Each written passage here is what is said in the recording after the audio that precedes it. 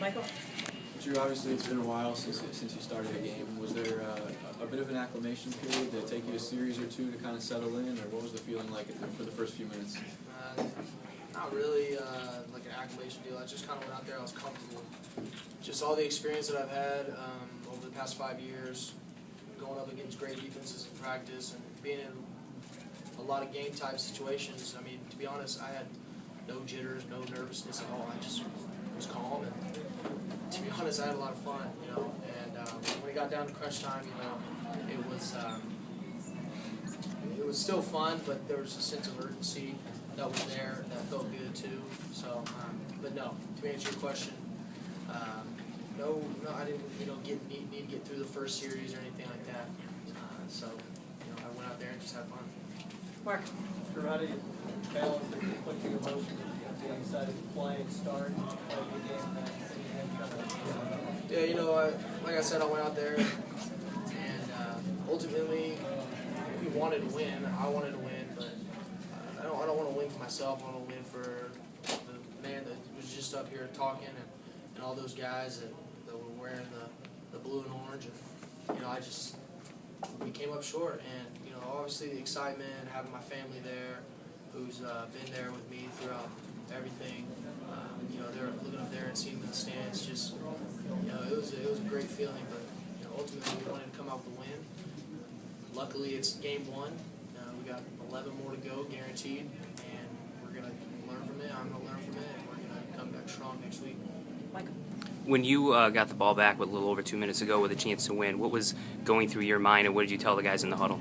We're going to win. You know, there was no doubt in my mind. We practiced that situation so many times in practice, and you know, as an offense, sometimes the offense wins, sometimes the defense wins. You know, and it's good to see when that happens. And this time we just came up short, and you know, we're trying to take shots down the field and press. And with no timeouts, it's kind of tough to throw a ball, you know, as a check down or something, because of that clock running. We have no way of controlling it other than getting first downs and stuff. So, you know, throwing it downfield was what we decided to do.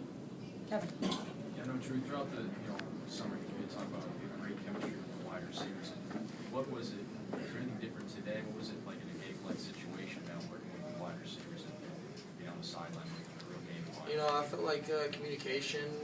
There were times where we showed a lot of great things on offense, and then there were times that you know, wasn't so great. And I felt like in those times that it wasn't so great, it was when our communication kind of broke apart. And like I said, that's why it's the first game, and we have 11 more guaranteed. We got one next week against Northwestern. We're going to correct those things. We're going to get rid of those pre-snap penalties, come back next week strong. Go to Ben and then Brent.